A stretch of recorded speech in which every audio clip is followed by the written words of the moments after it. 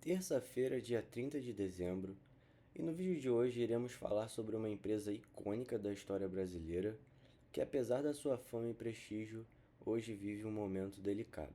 Então nós iremos tratar da Bombril, que hoje enfrenta um momento turbulento e é um exemplo de empresas em turnaround da Bolsa Brasileira. Então nós iremos descobrir, vai dar a volta por cima? Será que irá falir? É o que vamos descobrir na sequência do vídeo. Bom, então começando pela história dela, ela foi fundada em 14 de janeiro de 1948 por Roberto Sampaio Ferreira, em São Paulo, com um produto simples e inovador na época: lã de aço para limpeza doméstica.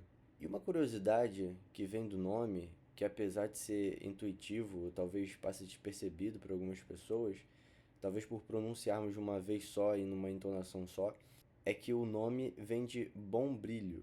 Então, talvez por nós termos esse vício na fala, passe despercebido, talvez, esse detalhe no nome. E de acordo com a UOL Economia, só no primeiro ano foram vendidas cerca de 48 mil unidades. E as décadas de ouro da Bombril foram de 1950 a 1980, marcando um rápido crescimento e consolidação da marca. Nessa época, eles expandiram o portfólio através de aquisição de outras marcas, como, por exemplo, a Sapólio Radium. Então, campanhas publicitárias marcantes, todas essas que a gente está acostumado a ver ou vimos na época, a própria expansão do portfólio da empresa, tudo isso confirmando de uma vez só a presença no cenário nacional. E ainda na década de 80, ela abre o seu capital na bolsa e crava sua expansão, construindo grandes fábricas em cidades expressivas como São Paulo, Minas Gerais e Pernambuco. Mas é a partir da década de 90 que a coisa começa a mudar e os desafios começam a aparecer. A empresa passou por mudanças no controle acionário, incluindo grupos estrangeiros. E essas mudanças começaram a afetar as decisões estratégicas e começaram a criar pressões em áreas específicas da empresa que se agravariam com o passar do tempo. Então, de 2000 até 2020, começaram os problemas de dívida financeira e fiscal da empresa. A Bombril chegou a pedir recuperação judicial em 2003, conseguiu sair em 2006, mas continuou muito endividada ainda assim. Inclusive, em 2013, alguns produtos ficaram fora das prateleiras por falta de caixa para produção e transporte. E no auge da crise, as dívidas chegaram a bater 900 milhões em 2015. E agora, tratando de um período mais atual, em 2023 a empresa tinha dívida bruta alta, vencimentos apertados e custos de juros elevados, o que levou à necessidade de empréstimos para manter as operações. E ali em 2025 a Bombril entrou novamente com recuperação judicial, buscando reorganizar as dívidas e ganhar fôlego financeiro ou fazer o seu turnaround, que é como a gente conhece. Então, entrando aqui um pouco agora no site de RI da empresa, a gente consegue ter todas as informações que a gente precisa de basicamente qualquer empresa listada na bolsa. Então aqui a gente tem o código da empresa, BOBR4, e aqui temos informações sobre a empresa, visão geral, composição acionária, assembleias e atas, central de resultados, apresentações, comunicados e fatos relevantes, enfim, tudo que o investidor ele precisa saber de informações relevantes antes de investir em uma empresa. Então, principalmente numa empresa que está passando por um momento delicado de recuperação judicial, o site de relação com os investidores ele precisa ser ainda mais frequentado por quem tem intenção de investir na empresa. Então, aqui um exemplo de demonstração financeira: a gente tem o primeiro trimestre de 2024 comparado com o primeiro de 2023, e eles tiveram uma receita líquida de 366 milhões no primeiro trimestre de 24, frente a 359 em 23, então teve uma alta aí de um ano para o outro, e o lucro no exercício de 15 milhões frente a 18 milhões no ano de 2023. E aqui também fala dos custos dos produtos vendidos de um ano para o outro. Então, no site de RI, se você der uma olhada com mais cuidado, você encontra todas as informações que você precisa das empresas que estão listadas na bolsa. Agora, passando aqui para uma análise mais ampla, a gente tem aqui a Bombril hoje sendo cotada a R$ 1,31, com uma variação negativa nos últimos 12 meses de 30%, não pagando dividend yield, mas é claro que a gente tem que lembrar que se trata de uma empresa em recuperação judicial.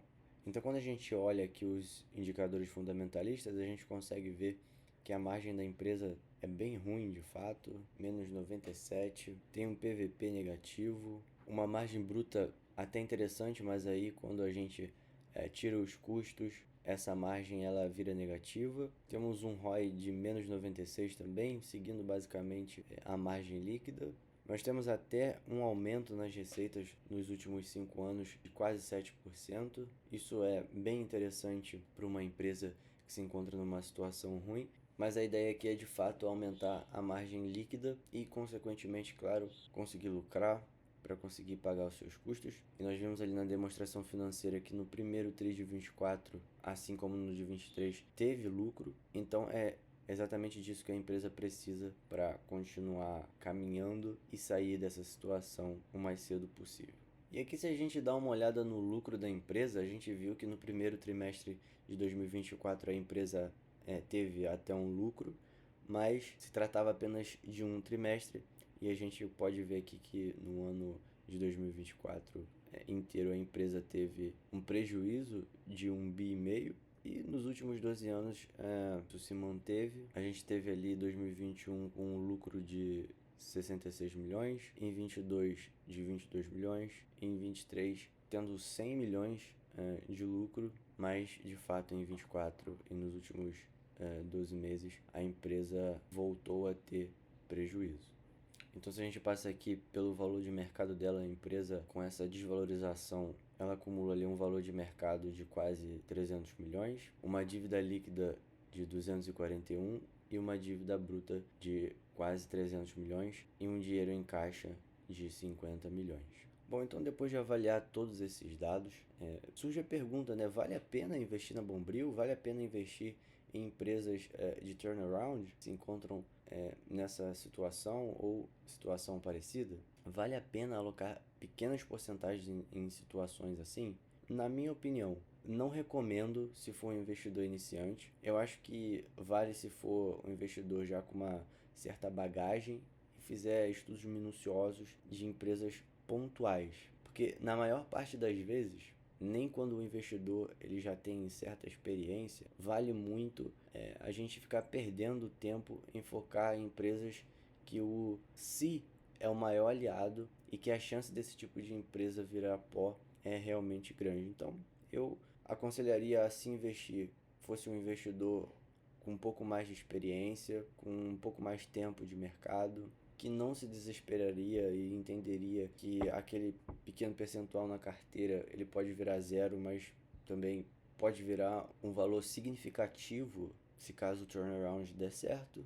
Mas é claro que há ressalvas, né? Há exceções, e por isso que vale esses estudos de empresas pontuais. Então, em resumo, eu acho que não vale a pena você perder tanto tempo procurando empresas em turnaround, achando que gastar o seu tempo com esse tipo de empresa que pode multiplicar muito em tamanho e, consequentemente, trazer um ganho de capital grande, vale mais a pena do que a gente achar empresas que de fato se encaixem na nossa estratégia de investimento e que demore um pouco mais a engrenar, que demore um pouco mais a trazer um resultado satisfatório comparando com uma empresa que se multiplique tão rápido assim em relativamente num curto espaço de tempo. Mas o mercado de capitais ele está cheio de boas empresas que valem cada centavo no nosso estudo, com boas métricas, bons resultados passados e certamente bons resultados no futuro. Mas é claro, a gente tem que ter paciência e muita diligência na hora de escolher uma empresa para a gente investir. E você, fica longe ou abraça esse turnaround? Eu vou ficando por aqui, até a próxima e bons negócios.